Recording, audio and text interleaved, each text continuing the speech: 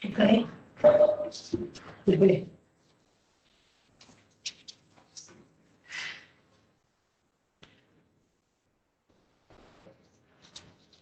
Assalamualaikum warahmatullahi wabarakatuh. Boleh dengar suara saya semua? Puan Boleh, Asma, Puan Alhamdulillah. Khadijah. Boleh, Alhamdulillah.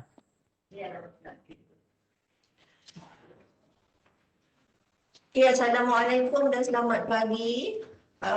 Bismillahirrahmanirrahim. Rabbi sholli sholli wa yassir li amri wahlul 'uqdatam min lisani yafqahu qawli.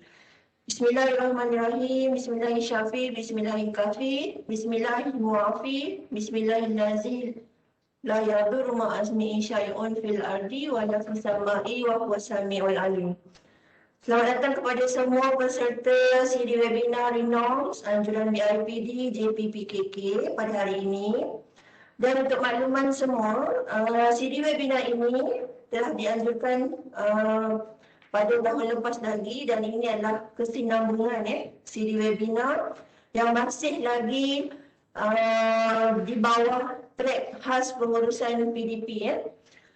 Jadi bersyukur kita kerana diberi peluang dan kesihatan dalam bulan Seribu Rahmat ini untuk kita turut serta dalam majlis ilmu yang akan dikongsikan bersama dengan panel-panel yang mempunyai pengalaman dan pengetahuan yang boleh dijadikan sebagai amalan lain dalam pengurusan dan pelaksanaan PDP di institusi masing-masing. Ya. Jadi pengajaran dalam PDP dalam talian ini PDP-DT bukan lagi satu perkara yang mustahil dalam sistem pendidikan kita maupun untuk sekolah rendah, menengah, kolej ataupun universiti . PDP-DT telah pun kita mula laksanakan dengan aktif sebenarnya di peringkat sekolah dan institusi pendidikan tinggi apabila negara kita dilanda oleh pandemik COVID-19. Tapi pensyarah dengan pelajar semestinya akan menghadapi isu dan cabaran ketika menjalankan PDP-DT ini . Jadi hari ini insya-Allah kami di pihak Urus Setia akan berkongsi beberapa inisiatif yang kita boleh ambil dalam pengurusan PDP-DT ini . Saya Puan Alia binti Dahuri daripada unit Naziran BIPD bertugas selaku moderator untuk slot pagi ini. InsyaAllah untuk makluman yang berusaha doktor, tuan-puan sekalian dan juga peserta semua. Bersama saya juga hari ini si cantik manis sebelah saya ini walaupun pakai mask tak nampak. Adalah Surveyor Asraliza binti Saleh Timbalan Pengarah unit Naziran di BIPD untuk bersama-sama memberikan sedikit kata aluan. Saya persilakan Puan Amsura. Okay, terima kasih Puan Malia. Assalamualaikum warahmatullahi wabarakatuh dan salam sejahtera.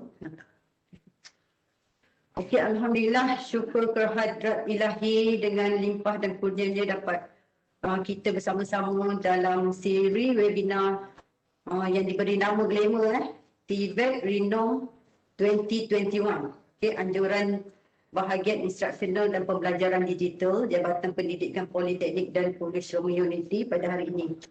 So pertamanya saya ingin mengucapkan terima kasihlah kepada yang berusaha, doktor-doktor, tuan-tuan dan puan-puan yang berada di dalam talian kerana berusaha meluangkan masa bersama-sama menyertai siri webinar pada hari ini. So untuk pengetahuan semua, mungkin ada yang mungkin baru pertama kali menyertai siri webinar anjuran BIPD ini. Tujuan pihak BIPD menganjurkan siri webinar ini bukan sahaja untuk memantapkan pengetahuan dan kemahiran sedia ada pensyarah politeknik dan kolej community dalam melaksanakan pembelajaran dan pengajaran dalam talian PDP-DT berikutan pandemik COVID-19, tetapi juga sebagai satu inisiatif bahagian untuk meningkatkan profesionalisme warga politeknik dan kolej community secara amnya melalui perkongsian ilmu oleh pakar teknologi pendidikan dan pedagogi yang terkemuka tempatan dan juga luar negara. So, penganjuran siri webinar ini juga memberikan platform kepada pensyarah di Politeknik dan Kolej Semeti bagi berkongsi amalan terbaik dan pengalaman mereka dengan warga Politeknik dan Kolej Semeti yang lain. Okey. Justru itu untuk pengetahuan tuan-tuan dan puan-puan semua, untuk hari ini, seri webinar kita terbahagi kepada 3 slot perkongsian yang berfokuskan kepada track pembelajaran dan pembelajaran. Pembelajaran dan pengajaran. So, untuk slot yang pertama adalah bertajuk panduan penentuan masa pembelajaran pelajar atau student learning time dalam pelaksanaan PDPDT. Amalan di Politeknik Merlimau Melaka. So, untuk pengetahuan semua, Politeknik Merlimau Melaka telah mengambil satu inisiatif membangunkan satu garis panduan penentuan SLT sebagai panduan kepada pensyarah-pensyarah dalam penggunaan masa pelajar supaya masa yang diperuntukkan dalam PDPDT mencukupi dan bersesuaian. So, diharapkan dengan perkongsian ini, semua pensyarah-pensyarah dapat memikirkan sama ada penggunaan masa yang diperuntukkan oleh tuan-tuan dan puan-puan semasa melaksanakan PDPDT adalah mencukupi dan bersesuaian atau sebaliknya lah. So, dapat kita dengarlah sama-sama perkongsian slot yang pertama. Okey, seterusnya pada slot yang kedua, mungkin dijangka dalam pukul 11 pagi ya. Ia merupakan tajuk perkongsian amalan baik, iaitu penulisan efektif rancangan mengajar.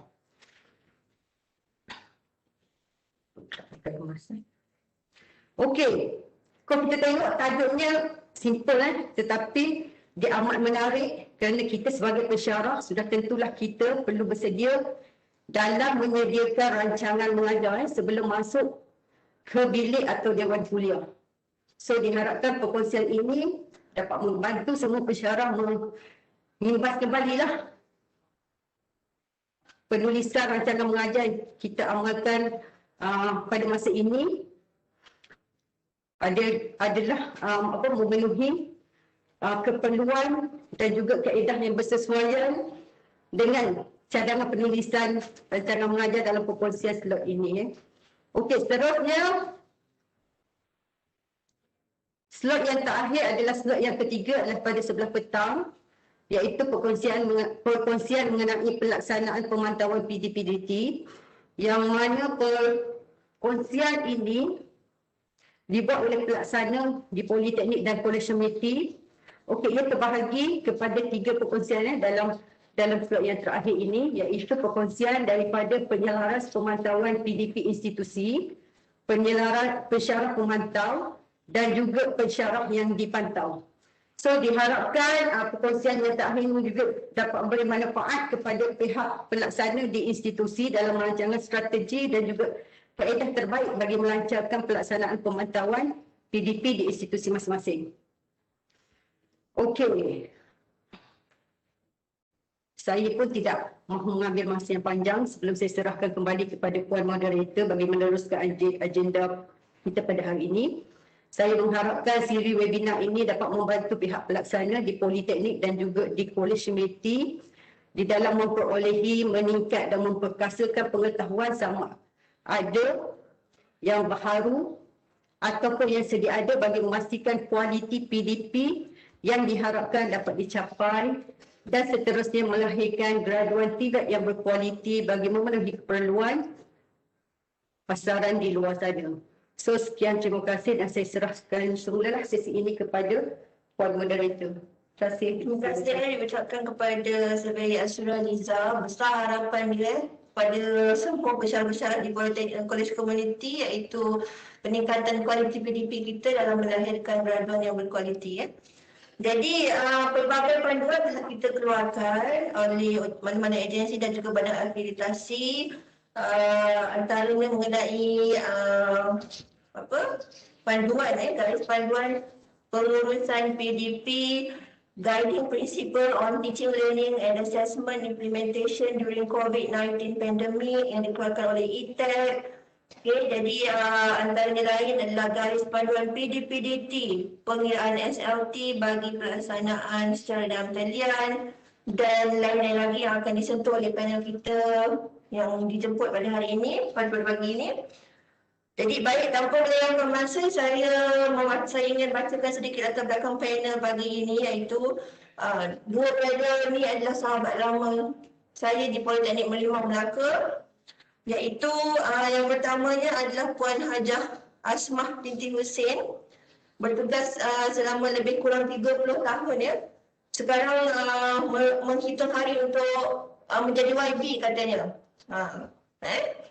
Beliau berperanan sebagai penyelaras peperiksaan bagi program pengajian di bawah Jabatan Kejuruteraan Awam, penyelaras kurikulum bagi program Diploma Kejuruteraan Awam, juga merupakan seorang panel penasihat akademik yang telah dilantik oleh Ketua Pengarah dan juga merupakan seorang ketua unit jaminan kualiti di Politeknik Merlimau. Jadi Puan Asmah ni, macam saya cakap tadi, dia menghitung hari untuk menjadi YB. Memang banyaklah pengalaman yang pastinya akan dikongsi bersama kita. Jadi seterusnya panel yang kedua, iaitu Puan Hadijah binti Qadiron. Ini kalau tengok nama bapa pun kita tahu dia orang Jawa. Betul tak Puan Hadijah? Saya orang Jawa. Okey, jadi Puan Hadijah ni telah berkhidmat selama 17 tahun. Juga di jabatan, juga bertugas di Jabatan Perdagangan Politeknik Merlimau Melaka. Jabatan sekarang adalah pensyarah di Jabatan Perdagangan dan juga selaku Ketua Penyelaras Akreditasi Politeknik Merlimau daripada tahun 2019 hingga sekarang.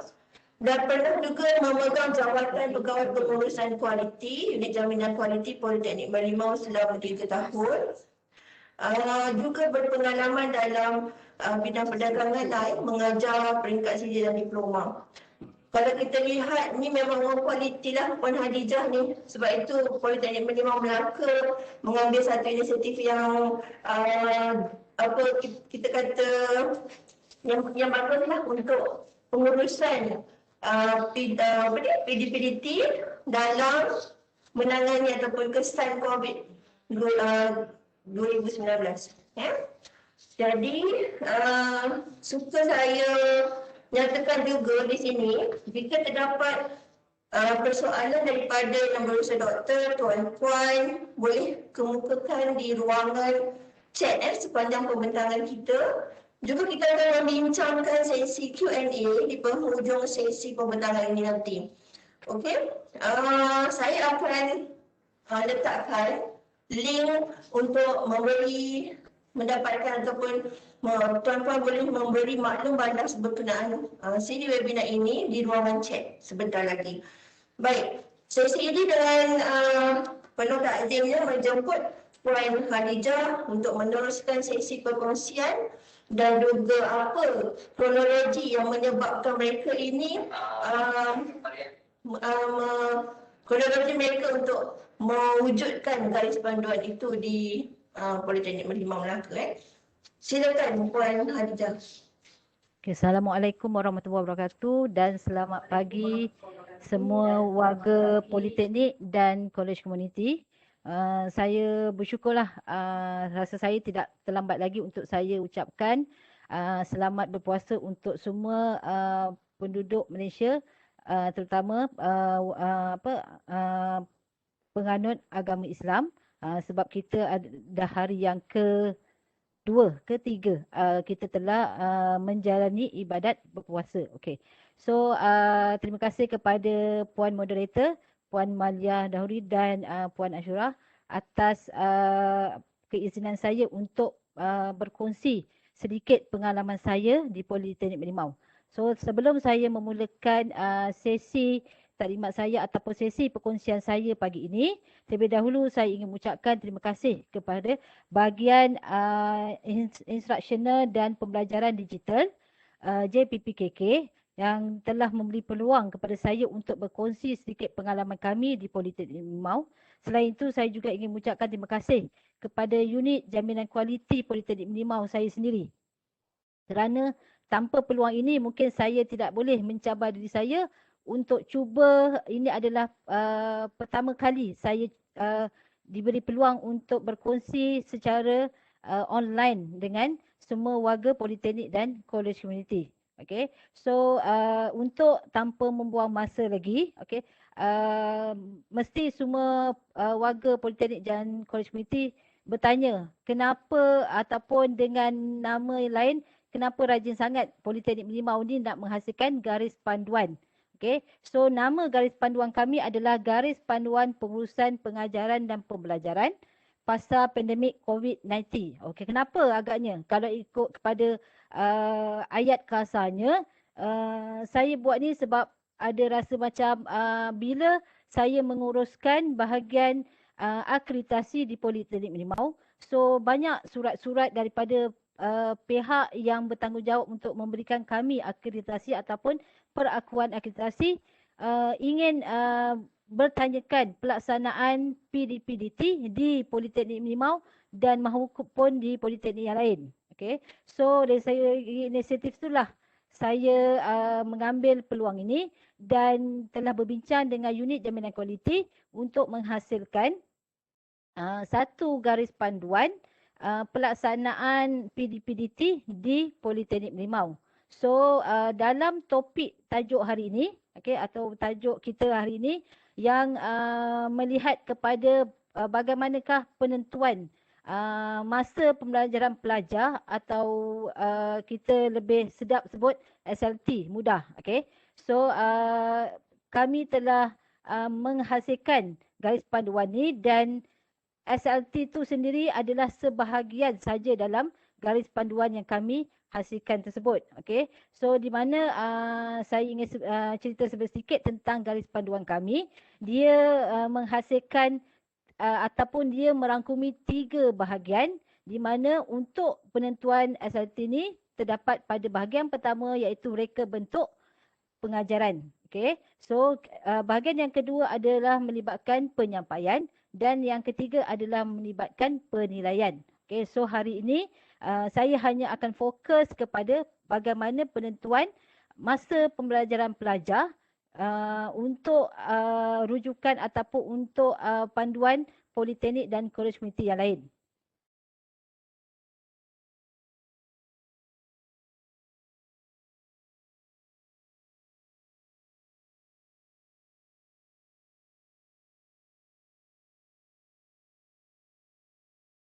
Okay, saya teruskan dengan perkongsian saya untuk pagi ini, di mana perkongsian saya akan lebih fokus kepada penentuan pengiraan SLT bagi PDP secara dalam talian.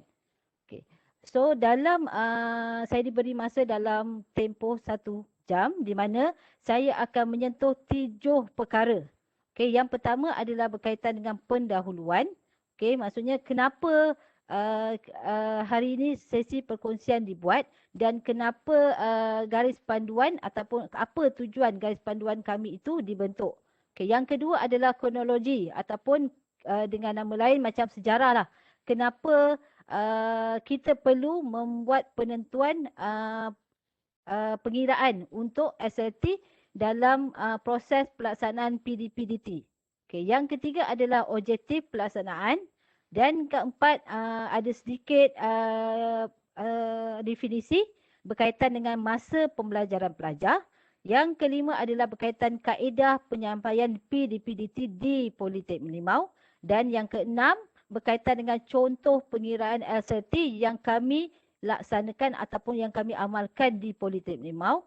Dan yang ketujuh, kami akan berkongsi contoh borang yang kami hasilkan di dalam garis panduan tersebut yang diberi nama PUA ataupun nama penuh dia adalah Planning for Online Class Activities. Okay, berikut adalah pendahuluan. Kenapa agaknya Politeknik Limau ni kata ada juga kawan-kawan kata apa yang rajin sangat Politeknik Limau ni nak hasilkan garis panduan. Okey, so penghasilan garis panduan ni bukan sebab kami rajin ataupun kami rasa adalah untuk memberi kemudahan kepada semua pihak, terutama saya sendirilah adalah pengajar ataupun yang memberikan ilmu kepada pelajar kita. So kalau tengok kepada pendahuluan saya, dia akan melihat kepada pembentukan garis panduan ataupun penentuan pengiraan SLT itu sendiri adalah disebabkan oleh pelaksanaan PKP itu sendiri. Di mana kita tahu sekarang ataupun keadaan kita sekarang tidak macam dulu. Okay? Dulu kalau kita buat PDP, kita boleh berjumpa dengan pelajar secara face to face, okay, di dalam kelas. Tapi disebabkan pelaksanaan PKP itu sendiri, di mana kita tahu berlakunya penularan pandemik COVID-19, menyebabkan senario PDP kita telah berubah.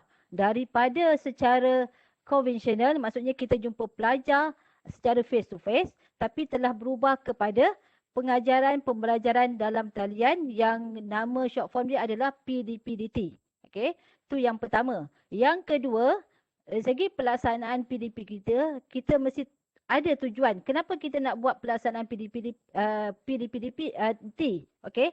So yang pertama adalah untuk memastikan hasil pembelajaran kita tu.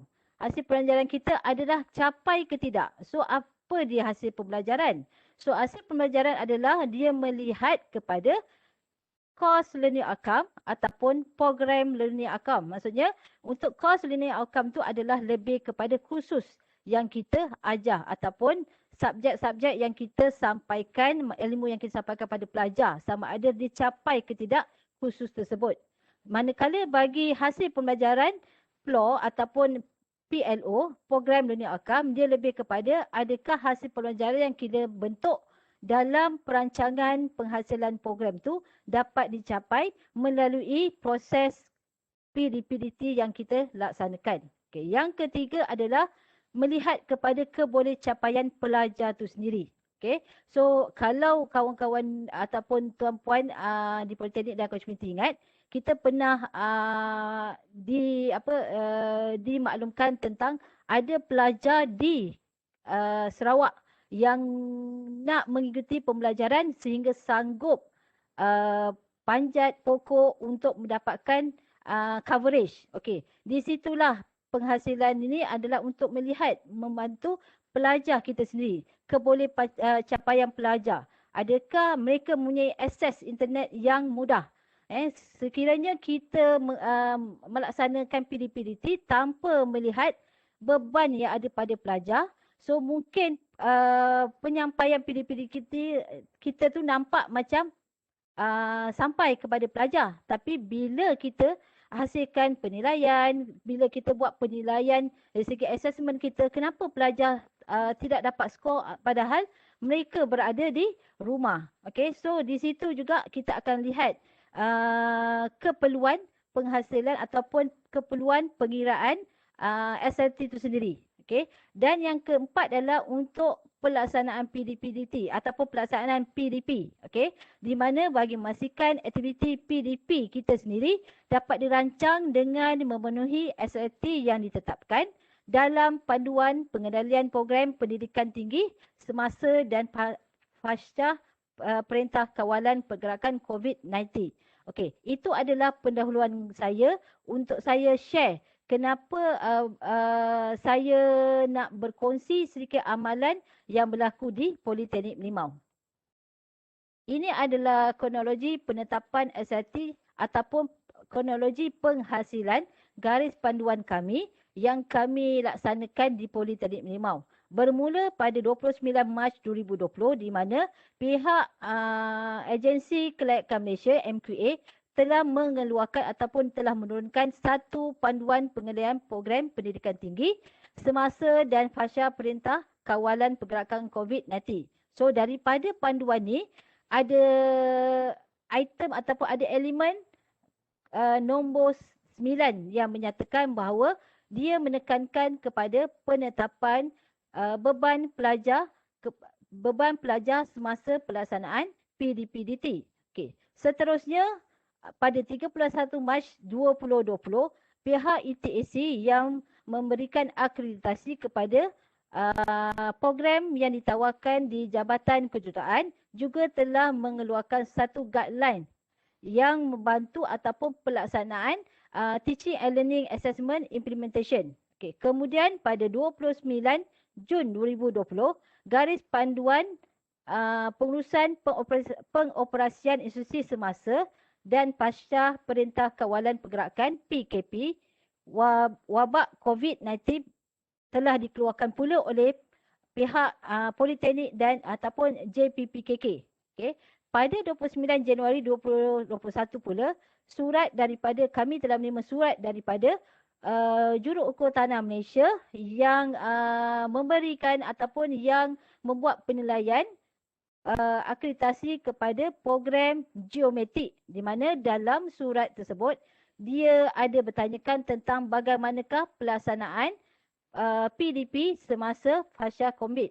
Okay. So dan yang terakhir pada Mac 2001 kami telah daripada rentetan daripada garis panduan, daripada surat-surat yang kami terima, pada Mac 2001 kami telah dapat menghasilkan satu garis panduan pengurusan pengajaran dan pembelajaran pasca pandemik COVID-19 yang baru kami implementkan, dan di dalamnya ada menyentuh tentang penentuan pengiraan SLT yang perlu kita fikirkan untuk mengurangkan beban pelajar itu sendiri dan juga membantu ataupun melancarkan lagi proses PDP kita sebagai pendidik ataupun pensyarah. Okay.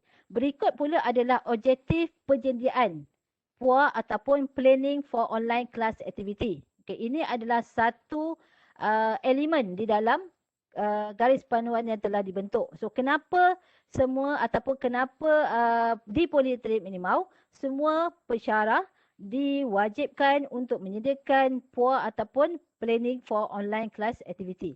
Yang pertama adalah supaya proses PDP dapat dirancang dengan teratur dan berkesan. Bukan saya kata tak ada PUA ni kita punya proses PDP tidak rancang dengan teratur, tidak.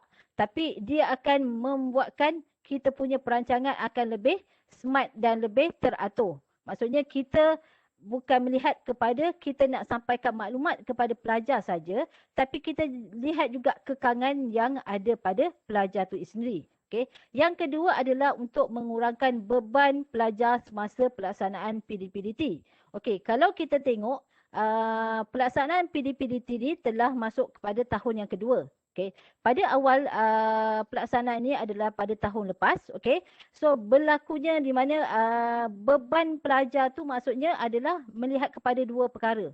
Yang pertama, beban pelajar sebab mereka menggunakan internet. Okay. Internet ataupun merupakan data mereka sendiri. Okay. Sebab apa data mereka sendiri? Sebab kebanyakan pelajar kita berada di lokasi ini adalah kediaman mereka sendiri. So bila kita tidak dapat memikirkan ataupun dapat mengurangkan beban pelajar, dia akan menyebabkan pelajar tu tidak dapat masuk ataupun tidak dapat mengikuti kuliah untuk semua kursus bagi semester tersebut. Sebab apa? Sebab kita tak fikir sama ada data pelajar tu cukup ataupun tidak dalam menerima penyampaian PDP daripada pihak kita sendiri. Itu yang pertama. Okey, beban yang kedua adalah ada juga kadang-kadang kita lihat dari aspek kita terlalu risau. Pelajar tidak dapat faham dengan pelaksanaan PDPDT itu sendiri.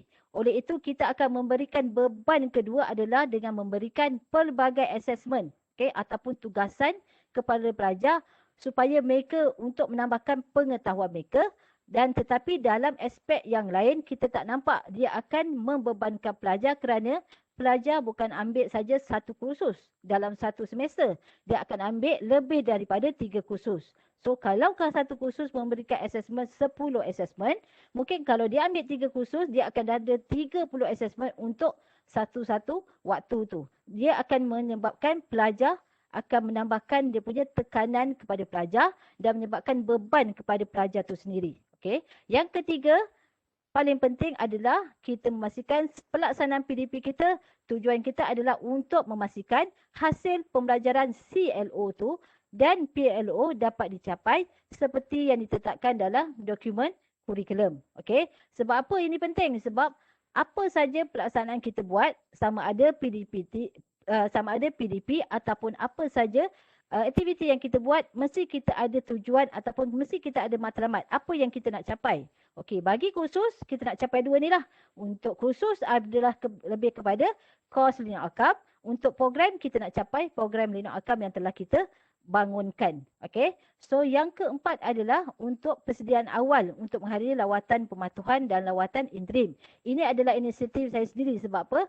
Bila Politeknik Merlimau menawarkan lebih daripada 16 kursus dan untuk tahun ini adalah tahun yang boleh dikatakan majoriti program ditawarkan di Politeknik Merlimau terlibat dalam proses audit ataupun proses lawatan tu sendiri. Okey. So daripada situ yang wujudnya garis panduan ni sebab nak memudahkan pelajar ataupun nak memudahkan pensyarah tu sendiri bagaimana nak buktikan bila sesi lawatan pematuhan dan lawatan interim tu berlaku. Okey.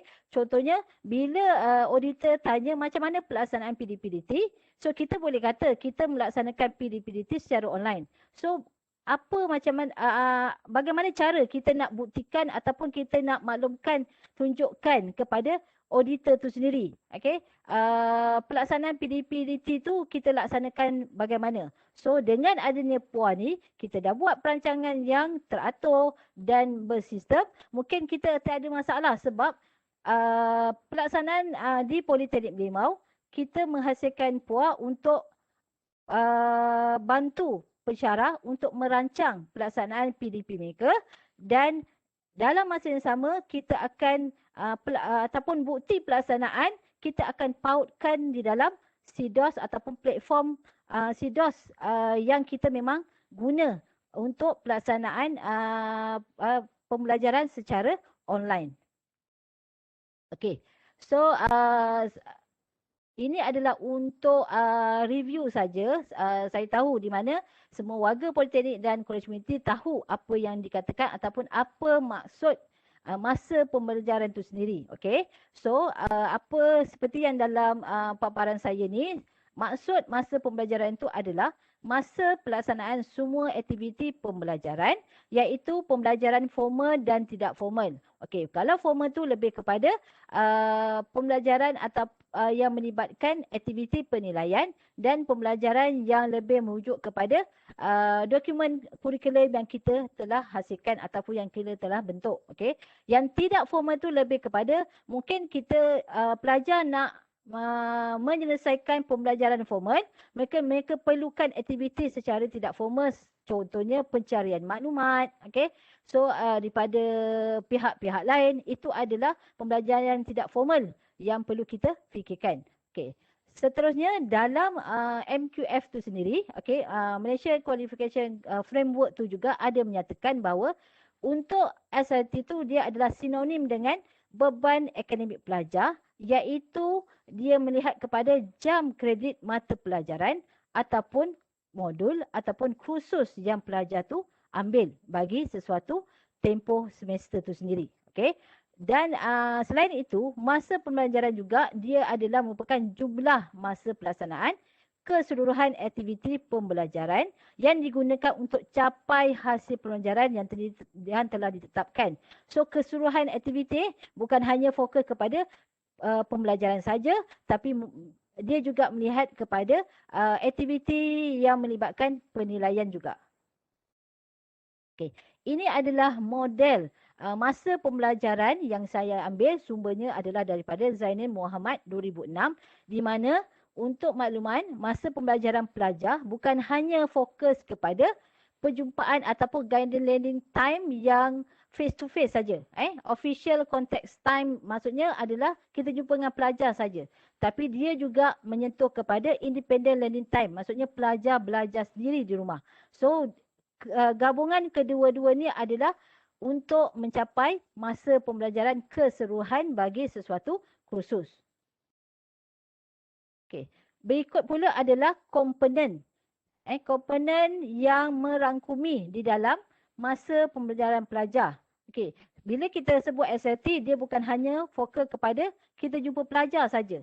Tapi dia ada 4 komponen yang penting di mana komponen-komponen ni sangat saling berkait ataupun saling memerlukan antara satu sama lain. Di mana yang pertama adalah jam pertemuan bersemuka. Maksudnya kita berjumpa pelajar. Kalau dulu kita berjumpa pelajar secara face to face dan mungkin sekarang pelaksanaan dia berbeza. Tapi ada juga beberapa kursus yang memerlukan jam pertemuan secara bersemuka ataupun face to face. Contohnya seperti kursus yang melibatkan praktikal. Okey. Yang kedua adalah komponen yang kedua adalah jam pertemuan tidak bersemuka. Okey. Ini adalah jam pertemuan tidak bersemuka, maksudnya pelajar kita bagi assessment dan dia buat ataupun pelajar buat persediaan untuk dalam sebelum dia memasuki kita punya pengajaran. Okay. Yang ketiga adalah jam pembelajaran kendiri, independent learning. Ini adalah untuk pelajar tu sendiri belajar secara persendirian dekat rumah. Maksudnya kalau kita punya konsep student centered di mana pelajar kena buat preparation awal. Sebelum masuk ke kelas, dia kena buat preparation awal dengan mendapatkan maklumat dulu. Dan pensyarah adalah sebagai facilitator saja dalam pelaksanaan tersebut. Okey, kalau ikut kepada pelaksanaan ataupun perancangan dalam garis panduan kami, pelaksanaan student learning time tu memang nampaklah pada ketika ini. Kerana sebab kalau kita buat secara face to face, kita banyak memberikan maklumat kepada pelajar ataupun pelaksanaan dia banyak lebih kepada kita. Okay? Mungkin pelajar, kita anggap pelajar macam konsep yang dulu lagi. Tapi bila pelaksanaan PDPDT, perbezaan yang sangat ketara di mana kita kurang berjumpa dengan pelajar. Kita cuba mengurangkan perjumpaan dengan pelajar sebab kita nak membendung penularan COVID-19 itu sendiri. Itu salah satulah konsep dia. Okey, selain tu kita nak kurangkan beban pelajar tu sendiri. Okey. Dan yang terakhir komponen Assalamualaikum Puan Hadiza. Ya. Macam mana kita saya nak mencelah sikit. Macam mana kita nak pastikan untuk komponen yang kedua tu tadi, jam pertemuan tidak bersemuka tu, nak pastikan pelajar ni memang dia dah buat preparation awal sebab ialah kan sekarang kita PDPDT ni, jadi kita pun tak nampak apa pelajar laksanakan di tempat masing-masing kan. Ya. Jadi kita sebagai pensyarah nak pastikan yang mereka ni telah membuat persediaan awal sebelum dia masuk ke kelas kita tu. Terima kasih. Okey, terima kasih moderator.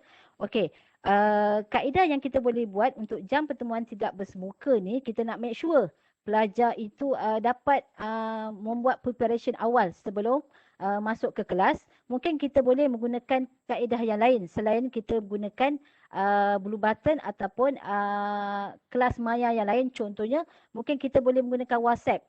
Kita akan ada grup WhatsApp di antara satu sama lain dengan pelajar sendiri. Mungkin kita boleh bertanya keadaan ataupun mungkin kita boleh kongsi sedikit apa tajuk ataupun tajuk topik yang akan masuk untuk minggu hadapan. So daripada situ pelajar mungkin boleh buat pelajar tu boleh cari maklumat yang berkaitan dengan topik tersebut ataupun kita mungkin boleh bagi soalan. Okey, soalan yang boleh di mana jawapan tu boleh menjurus kepada kita punya topik sendiri. Okey, bukannya pelajar tu tak semestinya bila pelajar tu mencari maklumat tu kan sekiranya mungkin ada kekurangan sebab mereka tak belajar lagi topik tersebut. Mungkin ada kekurangan. Itu adalah konsep di mana kita adalah sebagai facilitator, kita akan cuba memberikan maklumat yang sebenar selepas pelajar kongsi apa yang mereka dapat sebelum bermulanya proses PDPDT itu sendiri ataupun proses PDP itu sendiri. Boleh ke Puan Malia? Boleh teruskan Puan Hadiza. Terima kasih. Okey, sama-sama.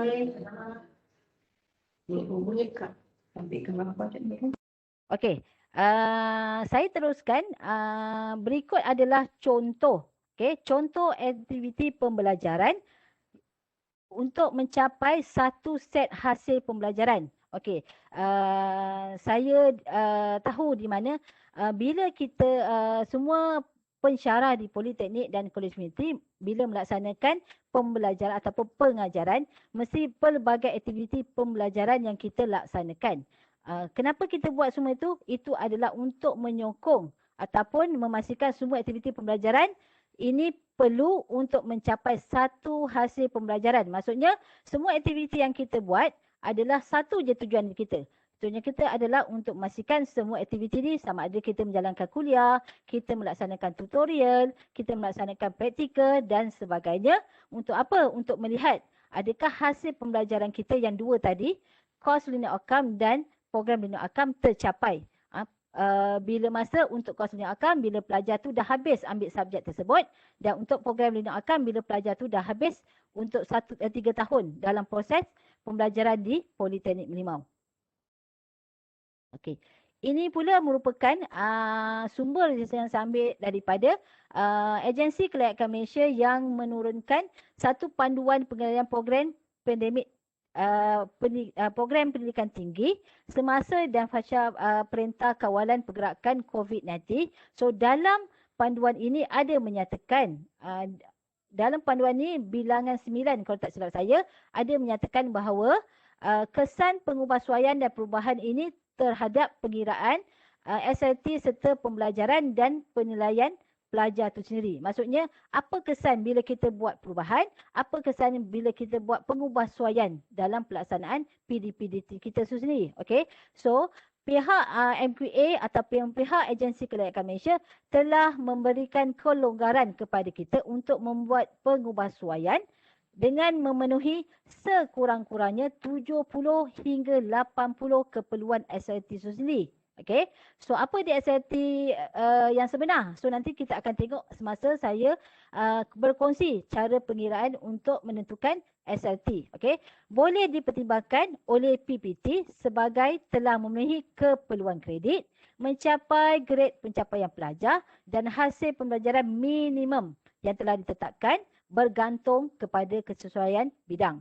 Okey, daripada rentetan ataupun daripada garis panduan ini, kami di Politeknik Merlimau telah mengambil inisiatif untuk mematuhi, orang kata kalau dalam konsep kehidupan kita macam diberi diskaun lah kepada kita. Sama juga bila kita buat dalam agama Islam juga, kalau kita buat perjalanan kita akan beri diskaun di mana kita boleh menjamakkan kita punya sembahyang. Begitu jugalah bila ada peluang diberi kekurangan ataupun diberi potongan, kita mesti ambil peluang tersebut. Okay? So Politeknik Merlimau telah mengambil inisiatif dengan menetapkan untuk menyesuaikan apa yang telah diturunkan oleh Agensi Kelayakan Malaysia. Kami telah menetapkan di mana tidak kurang daripada 75% pensyarah boleh memastikan keperluan SLT itu tercapai. Okey. So macam mana 75% akan diperolehi? So nanti kita akan tengok di bahagian cara menentukan pengiraan SLT itu sendiri. Okey. Puan Hadidah, Ya. saya nak bertanya, adakah 75% ni, maksudnya tadi Puan akan terangkan lebih detail selepas ini bagaimana PMM menetapkan 75%, betul? Betul. Betul. Maksudnya slide selepas ini Puan akan sharekanlah kaedah bagaimana mendapat 75% itu. Mungkin ada antara peserta kita di lokasi masing-masing ingin tahu justifikasi PMM menetapkan peratus ini kan? Ya betul. Okey. Sebab Agensi Kelayakan Malaysia itu sendiri telah memberi kelonggaran kepada kita untuk memilih antara 70 dengan 80. Politeknik Merlimau telah menetapkan kepada 75, iaitu tengah-tengah di antara 70 dengan 80%. Tapi adakah kalau ada pensyarah nak buat lebih daripada ataupun nak buat seperti yang sekarang kita PDP yang dulu, maksudnya kalau dulu 100%, boleh tak? Boleh, tak ada masalah. Tapi inilah yang saya kata, bila orang bagi kita potongan ataupun diskaun, kita akan ambil peluang yang ada untuk memudahkan dan untuk mengurangkan kekangan ataupun beban daripada pelbagai pihak. Okey. Ini merupakan kaedah penyampaian PDP di Politeknik Merlimau. Okay. So di Politeknik Merlimau kita ada 3 option pelaksanaan penyampaian PDP di Politeknik. Okay. Yang pertama adalah dalam talian sepenuhnya, dan yang kedua adalah secara bersemuka, dan yang ketiga adalah secara hybrid. Okay. So kita akan tengok satu-satu bagaimana kaedah penyampaian PDP daripada option-option yang ada. Okey. Kita tengok option yang pertama iaitu dalam talian sepenuhnya. So, kelas mana ataupun PDP yang macam mana yang kita boleh membuat dalam talian sepenuhnya. Okey. So, ia melihat kepada dua kategori pelajar di mana untuk yang pertama, pelajar yang mengikuti pembelajaran teori dan tutorial yang tidak melibatkan praktikal. Okey, kalau kita tengok dia lebih kepada jabatan saya sendirilah, jabatan perdagangan. Okey, dan mungkin ada juga jabatan kejuruteraan berdasarkan kepada kursus-kursus mereka yang mungkin tidak melibatkan praktikal. Okey, mungkin lebih melibatkan kepada teori dan tutorial saja. Okey, untuk kategori pelajar yang kedua adalah pelajar yang mengikuti pembelajaran teori dan praktikal yang tidak memerlukan peralatan khas. Apa yang dimaksudkan peralatan khas tu? Maksudnya mereka tidak perlukan peralatan khas. Contohnya macam kursus yang memerlukan komputer saja. Kalau komputer kita boleh buat secara dalam talian sepenuhnya. Contohnya subjek digital entrepreneurship. Okay? Kita mengajar pelajar dengan menggunakan aplikasi yang berada di dalam internet ataupun komputer saja. So kita tidak memerlukan peralatan khas. So yang lebih kepada menggunakan peralatan khas adalah jabatan ataupun program-program yang memerlukan mesin ataupun peralatan khas seperti kitchen, okay, dapur dan sebagainya. Mereka memerlukan itu adalah kategori pelajar yang kita akan terlibat dalam penyampaian untuk kategori B, iaitu option maksudnya bersemuka. Okay. So pelaksanaan PDP dalam talian sepenuhnya mestilah ataupun mesti dilaksanakan dalam dua kaedah. Okay. Yang pertama adalah synchronize atau nama lain adalah interaksi segerak. Kita selalu sebut synchronize, tapi nama lain dia adalah interaksi segerak. Di mana apa yang dikatakan dengan interaksi segerak? So interaksi segerak itu adalah PDP yang berlaku pada masa yang nyata. Maksudnya nyata yang maksudnya kita nampak pelajar. Macam seolah-olah dia face to face.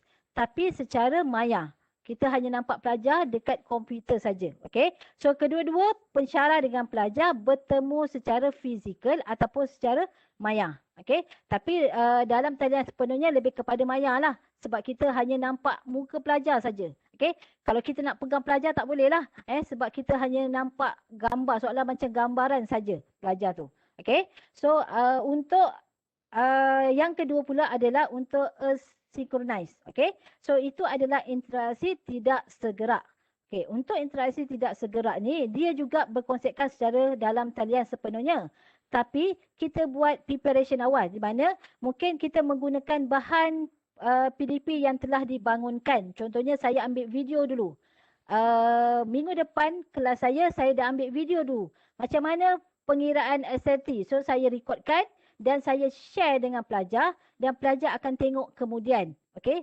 Sama ada pelajar akan tengok waktu kelas saya, masa saya buat synchronize ataupun interaksi tidak segerak, ataupun mungkin pelajar boleh tengok semasa mereka ada masa lapang. Contohnya. Okay? So dia kata kita bangunkan awal kita punya bahan tersebut dan membolehkan pelajar berlaku pada bila-bila masa yang tidak nyata. Maksudnya kita tak nampak pelajar tu buka bila. Okay? Sama ada dia nak buka lepas buka ke, sama ada dia nak buka lepas sahur ke, itu adalah kelonggaran kita bagi kepada pelajar. Okay? So kesemua yang kami buat ni dalam Politeknik Merlimau, okay? Di Politeknik Merlimau pensyarah perlu mengadakan pembelajaran interaksi segerak. Okay, kami bagi kelonggaran untuk mereka mengadakan dua konsep. Sama ada interaksi segerak atau interaksi tidak segerak. Tapi pihak ataupun unit jaminan kualiti telah menetapkan bahawa setiap pertemuan kelas berdasarkan kepada jadual waktu, mereka perlu membuat interaksi segerak. Maksudnya kalau dalam seminggu, perjumpaan saya dengan pelajar dekat jadual waktu adalah 2 kali. Maksudnya 2 jam, 2 jam. So, setiap pertemuan tu saya wajib buat interaksi segerak. Cuma tempohnya kami tidak tetapkan. Contoh, saya nak buat dalam masa 15 minit pun dibenarkan. Ini adalah untuk membuat pemantauan ataupun kawalan di mana kita tahu keadaan pelajar. Mungkin bila kita just buat synchronize saja, okay, selama 1 semester kita tak jumpa pelajar. So, kita tak tahu keberadaannya seperti yang Puan Malia tanya tadi. Macam mana kita nak make sure pelajar tu bersedia untuk masuk kelas kita. Sebab tu Jadi Tengah. yang ini yang Puan maksudkan tadi yang kita nak pastikan kan, pensyarah macam mana dia nak pastikan. Maknanya kalau Puan sebut tadi 2 kali seminggu, 2 jam, tak, maksudnya Puan melaksanakan selama 15 minit untuk pastikan pelajar ini tonton video tadi, itu dah Ya. dikira mereka membuat persediaan awal lah, betul tak Puan? Betul. Mungkin itu salah satulah langkah yang kita boleh buat. Okay. So, Baik. Terima kasih. Teruskan Puan. okay. So, mungkin bila kita buat penetapan ni, mungkin kita risau. Ada yang kata, habis kita dah buat jadual waktu. Betul. So, apa saja pelaksanaan PDPDT kita mesti merujuk atau masih lagi tertakluk kepada jadual waktu yang telah dihasilkan ataupun yang telah dibentuk. Okay. So, maksudnya kami tidak langgar lah mana-mana. Maksudnya pelaksanaan PDPDT mesti rujuk kepada jadual waktu bila pelaksanaan PDPDT kita perlu buat. Cuma dia punya tempoh yang akan kita kira nanti dalam pengiraan SLT itu sendiri. Okey. Kemudian ini adalah contoh, okey, di mana di Politeknik Merlimau kami jadikan sistem pengurusan pembelajaran LMS yang melalui platform CDOS 3.5 merupakan center ataupun pusat utama kami, di mana pelaksanaan PDPDT mesti melalui sistem pengurusan pembelajaran LMS itu sendiri. So perkataan mesti masing-masing risau. Oh, adakah wajib kami kata penggunaan platform CDOS itu sendiri? Okey. Di mana kewajipan dia adalah dari segi apa? Dari segi kita memastikan, contohnya saya buat kelas maya mulai bit bulu button memang for sure daripada CDOS tu sendiri. Tapi katalah saya buat menggunakan Microsoft Teams. Okay. So macam mana saya nak buat penggunaan CDOS tu sendiri? Saya nak menggunakan sepenuhnya LMS tu sendiri. So saya akan pautkan link Microsoft Teams tu di dalam LMS tu. So secara tidak langsung penggunaan CDOS tu juga akan diguna pakai. Okey, begitu juga sekiranya saya ada perkongsian maklumat, bahan dan pengajaran melalui YouTube, FB, Telegram ataupun WhatsApp. Di situ kami akan buat pautan di CDOS tu sendiri. Okey. Dan juga dari segi kuis interaktif dan perbincangan. Okey, untuk kuis interaktif dan perbincangan, ini tidak menyentuh kepada penilaian yang kita tetapkan di dalam dokumen kurikulum. Okay. So kuis dan interaktif ni just macam kita nak bagi pelajar hilang boring lah kalau kita buat kelas kan.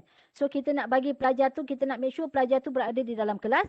Mungkin kita buat kuis interaktif. Contohnya kita buat Kahoot ataupun puzzle. Kadang-kadang pelajar suka benda yang melibatkan ada permainan kan. Kalau kita tengok pelajar sekarang kan suka lebih kepada games. So kuis interaktif ni lebih kepada format penilaian secara formatif. Okay? Maksudnya kita nak tengok pelajar ni faham tak kita ajar. So kita bagi simple kuis interaktif supaya kalau pelajar tu jawab, maksudnya macam memberi keyakinan kepada kita. Di mana penyampaian PDP kita bukan secara syok sendiri, tapi ada feedback yang positif pada pelajar tu sendiri. Okay? So kalau ikut tengok kepada gambar raja ni, so pelbagai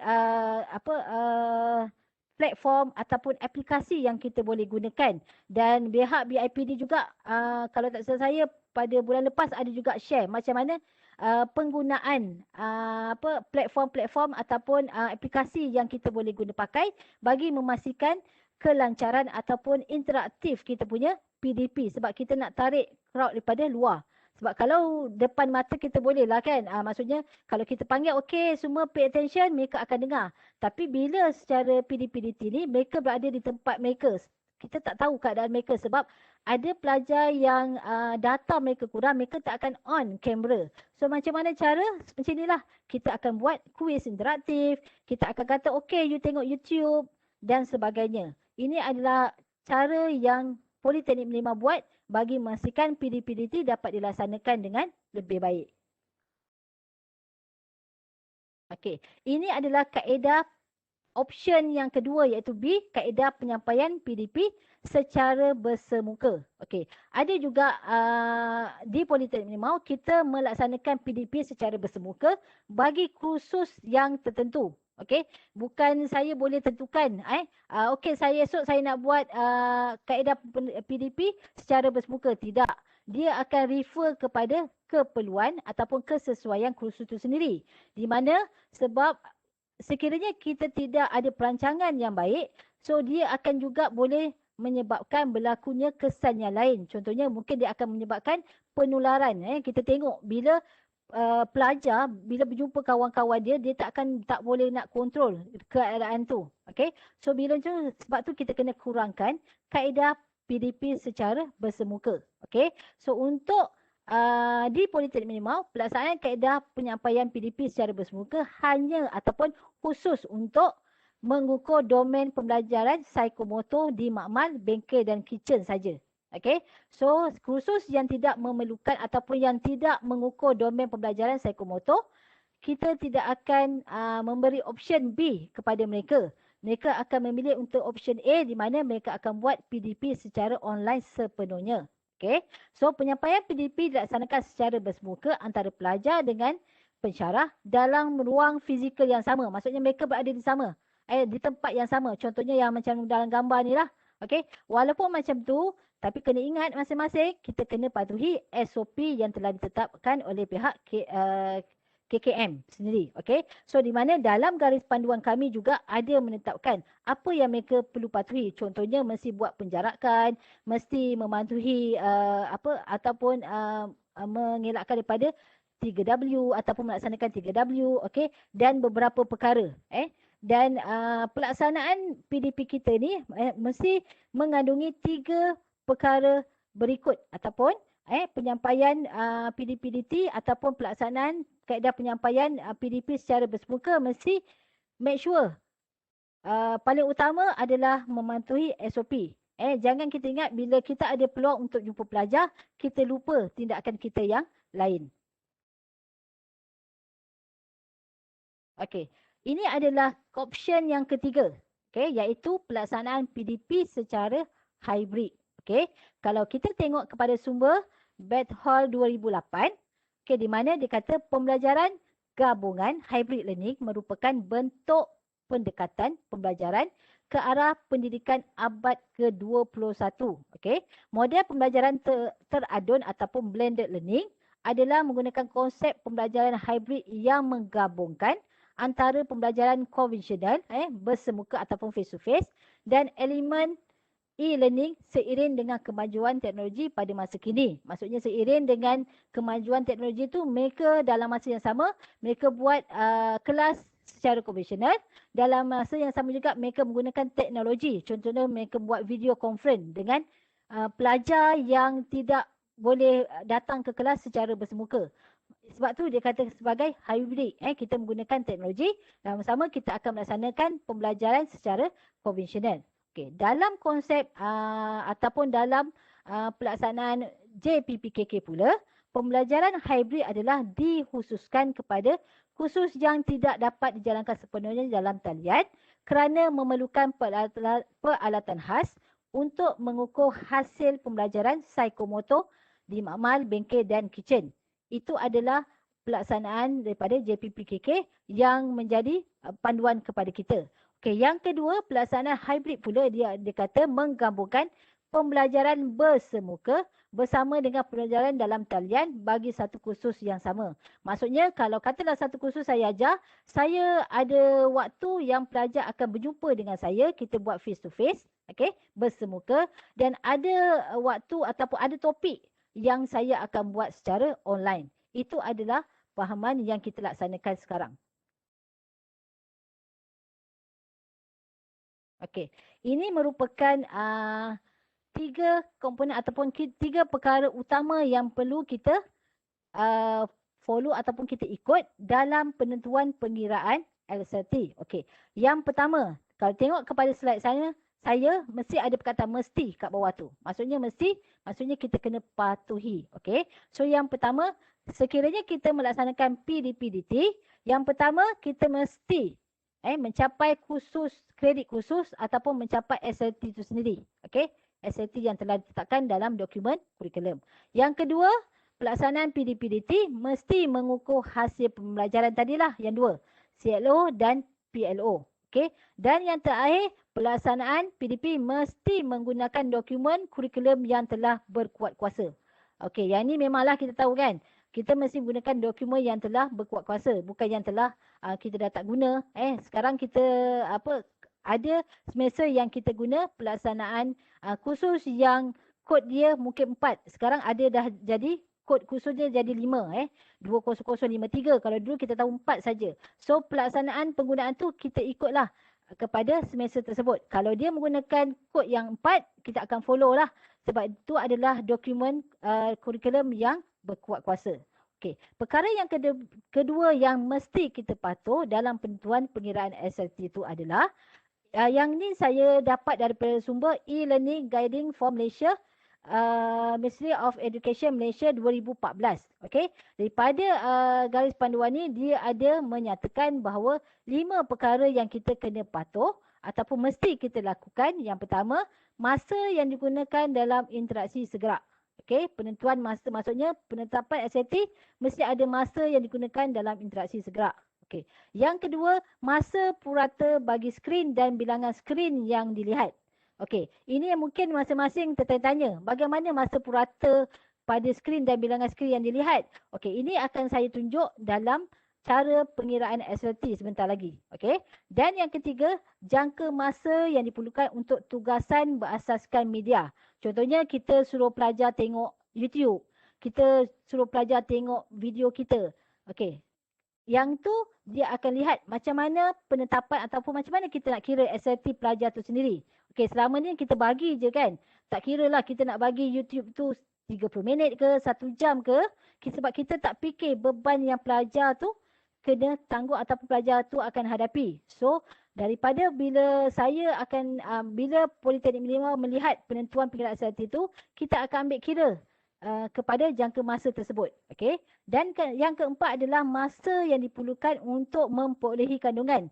Maksudnya ada masa yang kita share nota. Ada masa yang kita share info-info terkini. Kita suruh pelajar ambil daripada SIDOS contohnya. So macam mana pelajar nak ambil tu? Itu adalah masa dia juga yang kita akan ambil kira dalam pelaksanaan penentuan pengiraan SLT itu sendiri. Okey. Dan yang kelima ataupun yang terakhir adalah masa yang digunakan untuk aktiviti PDP. Maksudnya kita nak laksanakan proses PDP kita sama ada secara teori ataupun praktikal. So dia juga akan ambil kira dalam penentuan pengiraan SLT ni sendiri. So kepada Politeknik dan warga Politeknik dan komuniti, so 5 perkara ni kita kena patuh supaya pelajar tidak terbeban dengan SLT yang terlalu banyak. Okey. So yang komponen yang ketiga ataupun perkara yang ketiga yang penting adalah pelaksanaan PDP-DT mesti merangkumi 2 benda. Okey. Perkataan mesti tu maksudnya kalau boleh kita kena patuhi. Yang pertama, kita buat interaksi segerak. Dan yang kedua adalah interaksi tidak segerak. Kenapa saya kata mesti?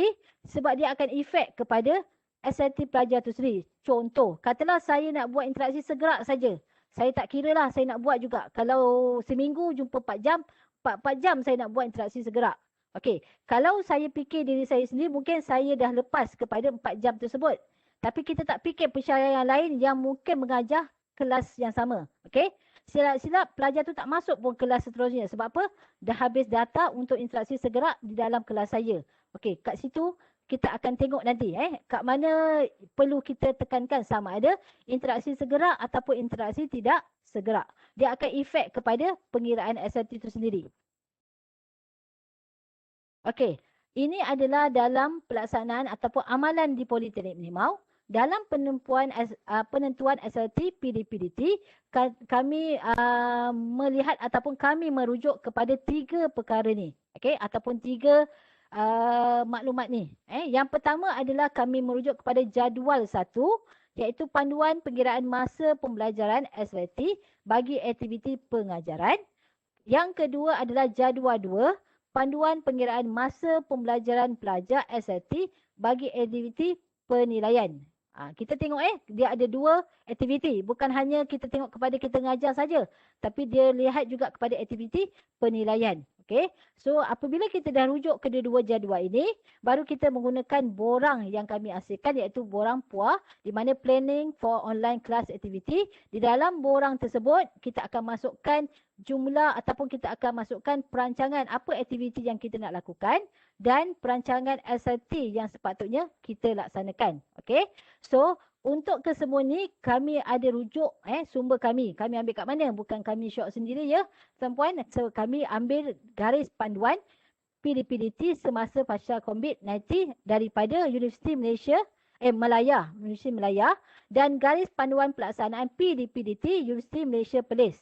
So kami rujuk banyak universiti sebenarnya, tapi yang paling utama kami rujuk kepada dua universiti ni.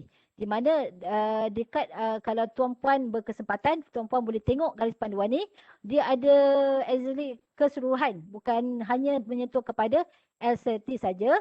Dia akan membantu kita macam mana kita nak buat penyampaian, macam mana kita nak buat penilaian semasa kita melaksanakan PDPDT. Okey. Okey. Berikut adalah jadual yang saya kata ada dua jadual. Satu untuk aktiviti pengajaran dan satu lagi adalah untuk aktiviti penilaian. Sekejap ya. Saya share.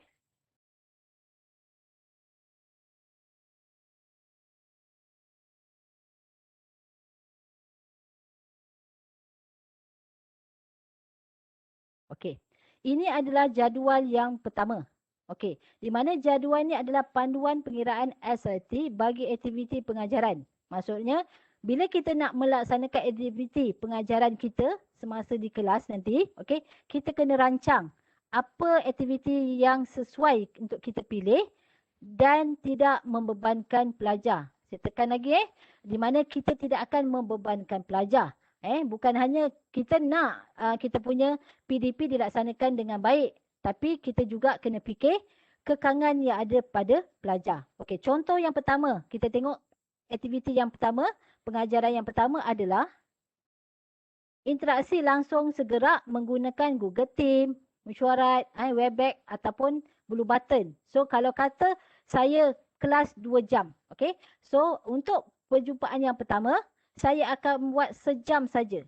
Okey. So dalam jadual ni menyatakan bahawa untuk pelaksanaan aktiviti pengajaran, dia ada pemberat. Maksudnya kalau saya nampak saya laksanakan pelajar tu sejam. Tapi sebenarnya masa yang pelajar tu tangguh ataupun masa yang pelajar tu terlibat dalam PDP kita bukan sejam. Sebab sejam SLT untuk kita di dalam kelas, dia akan darabkan kepada pemberat. Pemberat dia adalah 1 jam SLT kita, kalau kita face to face, 1 jam SLT bersamaan dengan 1 jam kita jumpa pelajar. Tapi untuk PDPDT, 1 jam kita jumpa pelajar secara online, tapi dia akan menghasilkan, dia akan darab dengan pemberatnya 2. Okey, so dia akan jadi untuk pelajar tu adalah 2 jam. Bila tadi saya dah tekankan di mana pengiraan SLT akan menyentuh kepada 2 perkara. Satu, guidance dengan independen. Okey, so untuk dapatkan keseluruhan SLT dia, kita akan campur. Contoh tadi, 1 jam saya jumpa pelajar, pemberatnya 2. So saya akan darabkan dengan 2, dia akan dapat 2 untuk pengiraan SLT pembelajaran kediri. So kita akan campur. Kita berjumpa dengan pelajar 1 jam, campur dengan pembelajaran kediri. So SLT sebenarnya akan jadi 3 jam. Keseluruhan pelajar tu akan terlibat dalam kita punya PDP secara online. Okey. So begitu juga dengan aktiviti yang lain. Nanti saya akan share jadual satu ni untuk rujukan semua. Itu adalah jadual yang pertama. Okey. Jadual yang kedua adalah jadual 2 yang melibatkan aktiviti penilaian. Okey. So aktiviti penilaian ni sama ada kita buat secara seen ataupun async. Okey, sama ada interaksi segerak ataupun interaksi tidak segerak. Okey. Sekiranya contoh yang pertama, saya buat kuis 30 minit, 15 hingga 30 minit. Ini yang kita tahu kan, ketetapan dalam kurikulum tu sendiri dalam kurikulum dicadangkan untuk kita melaksanakan kuis antara 15 minit hingga 30 minit. Okey. So kalau katalah saya buat 30 minit 0.5 hour. Kat sini pengiraannya dalam jam. Okey. So kita buat setengah jam. Okay. So persediaan dia pelajar adalah berapa minit. Kita buat setengah jam. Persediaan dia pembelajar ada antara 3 dengan 4. So biasanya kita akan katalah saya ambil 3. So daripada masa dia jawab, ini secara scene maksudnya kita nampak pelajar. Bukan a scene yang kita kebanyakan, kalau saya lah kebanyakan subjek saya buat a scene. Di mana saya uploadkan soalan dalam CDOS, pelajar tu ambil, pelajar tu jawab dan dia akan upload semula jawapan. Itu adalah a scene. Bagi scene ni kita buka kamera. Maksudnya kita nampak pelajar tu jawab secara online. Okay. So kalau kita buat setengah jam, masa persediaan mereka adalah kita ambil 3 jam. So jumlah keseluruhan SLT dia adalah antara 3.5 hingga 4.5 jam. Okay. Begitu juga dengan assessment yang lain. So ada beberapa contoh. Okay. So ini just untuk terangkan macam mana penggunaan jadual 1 dan 2 dalam penentuan pengiraan SLT itu sendiri. Okay. Okay. Ada apa-apa soalan ke? Boleh teruskan Puan Khadijah. Setakat ni ada satu soalan, nanti kita akan jawab selepas sesi pertama. Sebab kita ada lagi masa 5 minit lagi untuk teruskan sesi pertama Puan. Okey, terima kasih. Okey, saya teruskan dengan okey. Contoh pengiraan SLT yang kami laksanakan ataupun kami amalkan di Politeknik Limau. Okey, dia ada beberapa step ataupun beberapa langkah yang perlu kita buat. Okey, untuk mengira SLT bagi PDP secara online adalah step yang pertama ataupun langkah yang pertama adalah kita kena tentukan kredit khusus kita. So macam mana kita nak tahu kredit khusus kita? Okey, tengok kepada contoh slide saya di mana contoh subjek ni dia punya kredit khusus dia adalah nombor yang kat belakang sekali dalam kita punya kod khusus. Okey, so 3 jam. So 3 jam di mana kita tahu satu kredit mewakili 30 jam SLT. So bila 3 kredit maksudnya kita akan darabkan dengan 40 jam untuk satu SLT. So dia akan jadi 120 jam. Bagi kursus ni daripada awal semester sampai akhir semester, jumlah SLT yang pelajar akan terlibat adalah 120 jam untuk kedua-dua kaedah, iaitu sama ada guidance ataupun independent. Okay. Alright. So selepas tu step yang kedua adalah kita tentukan minimum SLT bagi kursus. Okey, macam tadi saya maklumkan di mana MQA telah menetapkan 70 hingga 80. Tapi Politeknik Limau telah memilih untuk memilih 75%. Okey, kenapa kita tak pilih 70? Kenapa kita tak pilih 80? Itu adalah untuk bila kalau kita ambil ujung-ujung 70 tu, mungkin ada pensyarah yang mungkin kurang daripada 70. So 75 adalah nombor yang selamat untuk kita pilih supaya kita tak ada membebankan pelajar dan kita juga tidak akan membebankan pensyarah itu sendiri. Okay. So daripada penentuan 120 tadi, kita nak 75% saja. So kita akan darabkan dengan jumlah keseluruhan SLT bagi subjek kita. Okay, so kita dapat 90 jam yang boleh kita laksanakan satu semester. Okay. So dia kata SLT khusus tidak boleh kurang daripada 90 jam. Okey, tidak boleh kurang. Kalau katalah ada subjek yang nak kurang daripada 90. So, kalau di Politeknik Limau, tak boleh. Mereka kena 75% ke atas. Okey, tapi katalah ada di antara pensyarah yang nak buat lebih daripada 75 pun dibenarkan. Sebab yang penting tidak lebih daripada SLT sebenar, iaitu 120 jam. Okey. Step yang ketiga adalah SLT Online Teaching and Learning Activity. Okey, ini adalah pengiraan di mana kita tahu SLT khusus adalah 90 jam tadi kita dah pilih daripada 120 yang menyentuh kepada 75% untuk di Politeknik Limau. Dia akan mengira tentang SLT untuk PDP, aktiviti pembelajaran ataupun pengajaran, tambah dengan SLT penilaian, assessment yang telah ditetapkan dalam kurikulum. Ini adalah formula yang kita boleh guna pakai untuk memastikan kedua-dua aktiviti tersebut dapat dicapai. Okey. Step yang seterusnya adalah menentukan jenis penilaian. Okey, bila kita dah tahu 90% SLT yang perlu kita capai, kita kena cari dulu jenis penilaian. Kenapa saya dulukan jenis penilaian berbanding dengan jenis aktiviti pembelajaran ataupun pengajaran? Sebab jenis penilaian adalah tetap, yang tertakluk dengan dokumen kurikulum yang telah kita guna pakai. So kita kena dulukan benda yang tetap, yang kita tak boleh ubah-ubah. Okay, so ikut kepada slide ini di mana ini adalah semua jenis assessment yang kita akan rujuk kepada AST yang terdapat di dalam dokumen kurikulum kita sendiri. Okay, so kalau tengok kepada pengiraan ni, dia kira pengiraan contoh real time untuk online assessment submission. Kenapa kosong? Kenapa dia dash? Ini adalah dia buat online secara async. Maksudnya dia tak nampak pelajar. Dia akan upload soalan, pelajar akan jawab dan pelajar akan upload pula jawapan. Sebab tu dia punya real time kita tidak akan ambil kira. Sebab kita tidak melibatkan pelajar tu kena menghadap kita. Okay. So preparation. Okay, 5 jam. So 5 jam untuk async adalah termasuk pelajar tu jawab, termasuk pelajar tu upload jawapan, termasuk pelajar tu ambil soalan. Ini adalah dalam tempoh 5 jam. Okey. Bagi yang ada real time ataupun non real time masa ni, ini adalah untuk online secara scene. Maksudnya, saya buat test secara scene 1 jam, saya akan buka kamera, pelajar pun akan buka kamera dekat komputer. So, kita nampak pelajar tu secara live ada depan mata kita. So, kita akan letak sejam. Dan preparation dia adalah 3 jam. So preparation ni nak tengok kat mana? Kita akan tengok pada jadual 2 panduan perkiraan masa pembelajaran SLT itu sendiri. Okay. So bila kita dah kira, kita dapat 27.25 SLT jam. Okay. So apa yang perlu kita buat? So kita akan tengok kepada langkah 3 tadi. Kita akan masukkan dalam formula langkah 3 tadi. Di mana daripada 90 untuk penilaian kita dah ambil 27.5 jam.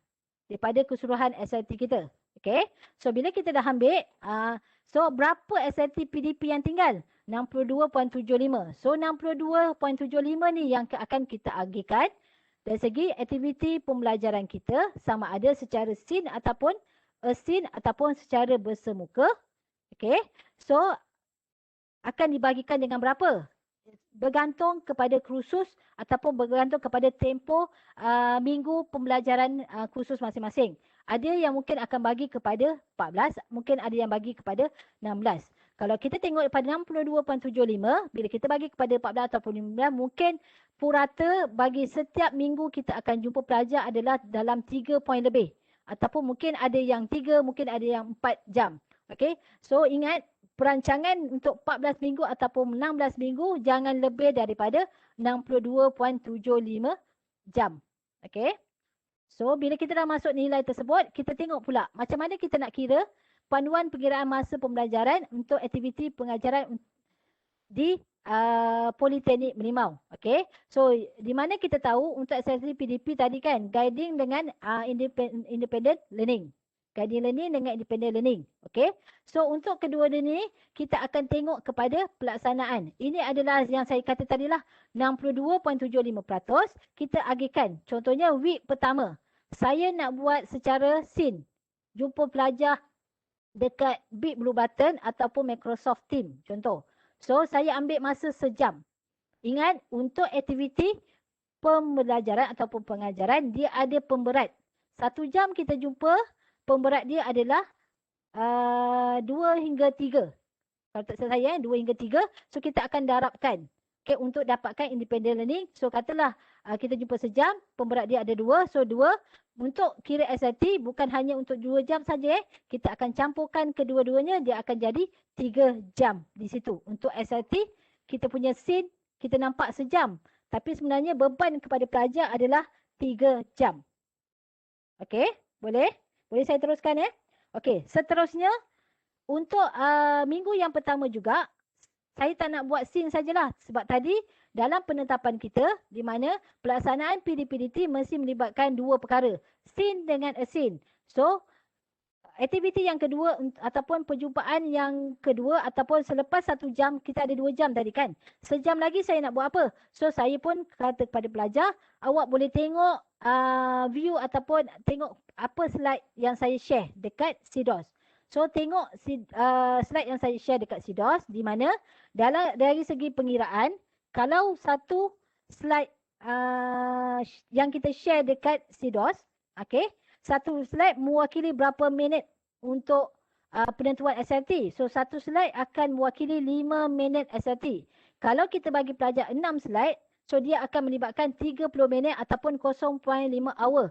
Pelajar tu akan terlibat untuk tengok slide.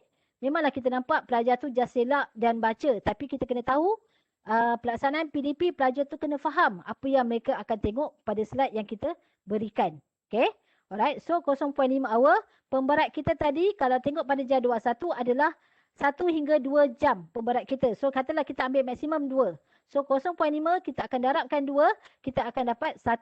So SAT keseluruhan adalah 1.5 jam. Okay. Itu adalah untuk minggu pertama. Begitulah untuk minggu-minggu seterusnya. So banyak contoh pada jadual 1 dan jadual 2 untuk rujukan semua. Maksudnya kita boleh perbagaikan kita punya pelaksanaan aktiviti itu sendiri. Okay. So kita tengok kepada keseluruhan. Okay. Bila kita dah rancang selama 14 dan 16 minggu untuk SLT keseluruhan. Okay. SLT PDP adalah tadi 90 jam, betul? So kita masukkan SLT PDP 62.75 tadi yang kita dah tetapkan ni. Minggu ke-16 kita dah rancang, keseluruhannya adalah 62.75. Kita campurkan SLT penilaian kita yang kat bawah ni. Sebab yang ni yang kita masukkan dulu kan. So kita campurkan kedua-duanya, so kita dapat 90 jam. So 90 jam ni adalah mewakili kepada 75%. So macam mana dapat 75%?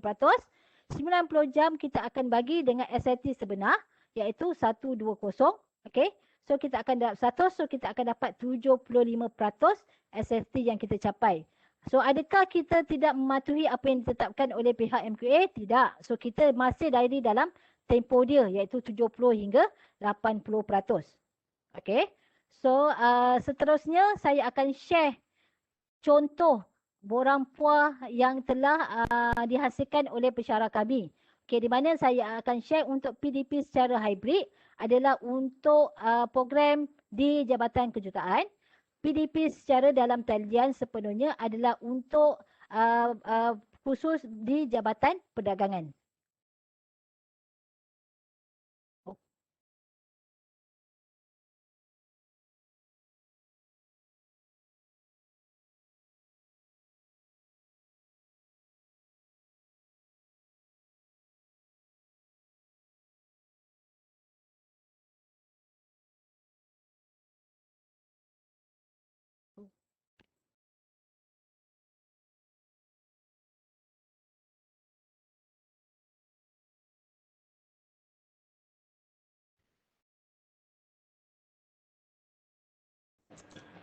Puan penceramah, Ya, boleh share ke? boleh. Nampak ke? Kita ada masa lebih kurang 2 minit lagi untuk habiskan sesi ini. Okey. Terima kasih moderator. Okey, mengingatkan saya. Okey, ini adalah contoh POA untuk PDPDP bagi khusus di Jabatan Kejuruteraan. Okey, kita tengok ini adalah untuk PDP secara hybrid. Maksudnya kita gabungkan PDP secara online dan juga PDP secara bersemuka. Okey, so kat mana yang bersemuka? Kita tengok kat sini ada practical work. Okey. So bila dia buat PDP secara bersemuka, okey. Alright, so mereka akan follow jadual 1 dengan 2 ke? Okey, mereka tidak akan follow untuk jadual 1 dan 2. Mereka akan follow SIP di dalam dokumen kurikulum yang telah kita tetapkan. Okey. So bagi PDP secara online yang bahagian atas ni tengok pada week 1 mereka buat scene dengan assign. Okey, scene dengan assign ni mereka akan ikut kepada jadual 1. Okey. Saya ulang balik, yang practical work ni kita akan follow SIT di dalam jadual ataupun di dalam dokumen kurikulum kita yang sebenar. Okey, maksudnya kita tak ada langgar mana-mana. Kita memang follow. Okey. So bila kita campurkan keseluruhan, So untuk sampai 14 minggu kita dah akan dapat 84.3. Okay. Dan campur dengan dia punya assessment. Okay. 22.50. Dia dapat 106.8 untuk SLT bagi PDPDT dan secara hybrid. Okay. Minta maaf Okay. So bila dia campur keseluruhan kita bagi dengan 120 dia akan dapat 89%. Okay. Lebih sikit lah daripada yang ditetapkan oleh pihak MQA itu sendiri. Sebab MQA kata dia bagi kelonggaran untuk buat 70 hingga 80.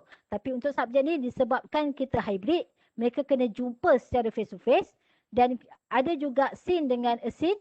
So dia akan menyebabkan dia punya SAT dia meningkat sedikit lah berbanding dengan perancangan kita awal tadi.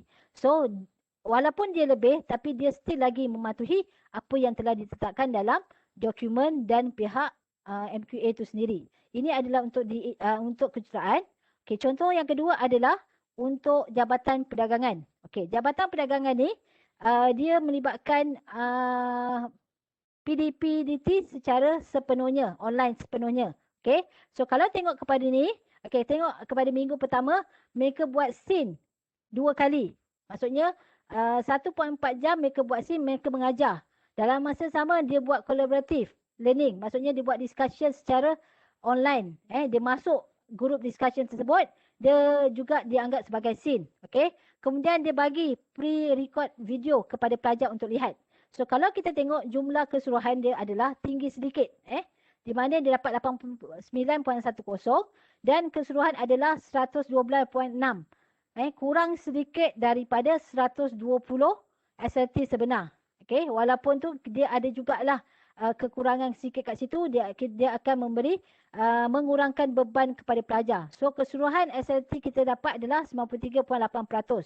Kalau tengok kenapa dia tinggi, sebab dia lebih kepada dia buat setiap minggu dia akan buat 2 kali scene. Okay. Kalau untuk pengetahuan semua, kalau lagi banyak kita buat scene, SLT kita juga akan meningkat. Sebab apa? Bila kita buat banyak scene, kita ada pengiraan pemberat dia. Jangan ingat kita buat kelas secara online tapi tanpa memikirkan kepada beban pelajar tu sendiri. Kita buat sejam tapi pelajar tu yang akan terlibat dalam PDP kita adalah 3 jam sebab kita ada pemberat untuk aktiviti PDP tu sendiri.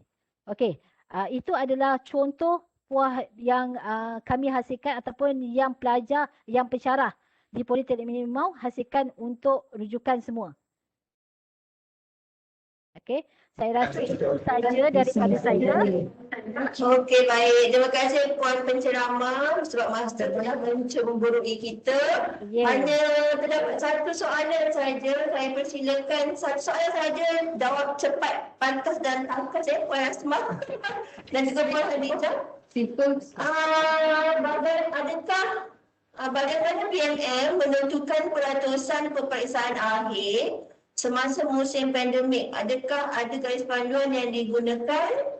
Dan juga Puan Khadijah ada mention jika soalan kedua Puan Khadijah ada mention jika guided learning 1 jam, so independent learning boleh darab 1 hingga 2. Kenapa borang POA yang ditunjukkan praktikal 1 hingga 2 jam tapi independent learning 1 jam sahaja?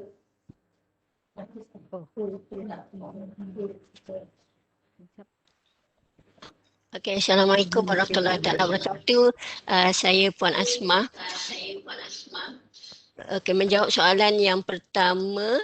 Okey, untuk SLT peperiksaan akhir, pertamanya kita akan bergantung pada Puan Asma boleh buka kamera Puan? Oh, sorry. Okey, pertamanya kita akan bergantung kepada arahan daripada BPN dari masa ke semasa. Maksudnya jika sekiranya contohnya semester lepas kita diminta untuk melaksanakan penilaian assessment, maka kita akan decide di peringkat Politeknik Merlimau penilaian alternative assessment itu akan dilakukan secara open book ataupun close book. So bila kita decide open book ataupun close book, maka di situlah SLT akan kita kira. Tetapi secara umum untuk PUA ini kita bangunkan SLT dengan menganggap bahawa kemungkinan untuk final exam face to face akan berlaku. Jadi kita mengambil SLT final exam face to face. Jawab ke? Okey, yang kedua tadi tentang hybrid tadi. Hybrid ni kita tahu bahawa masa yang kita ambil mengambil kira pembelajaran secara face to face dan juga online. So untuk yang face to face praktikal itu dia kita menggunakan independent learning yang telah ditetapkan dalam dokumen kurikulum. So dalam dokumen kurikulum kita contohnya untuk kursus tersebut dia menetapkan bagi satu praktikal independent learningnya adalah sejam. So sebab tu kita ambil sejam. Jadi untuk face to face independent learning kita akan refer terus kepada dokumen kurikulum. Tetapi kalau dianya dilaksanakan dalam talian, maka independent learning dia kita akan merujuk kepada sama ada jadual 1 ataupun jadual 2. Okey. Itu saja jawapan saya. Baik, terima kasih Puan Asma dan juga Puan Khadijah. Saya kira ia adalah satu perkongsian yang amat berguna untuk institusi yang masih lagi mencari-cari amalan-amalan baik yang kita boleh share bersama.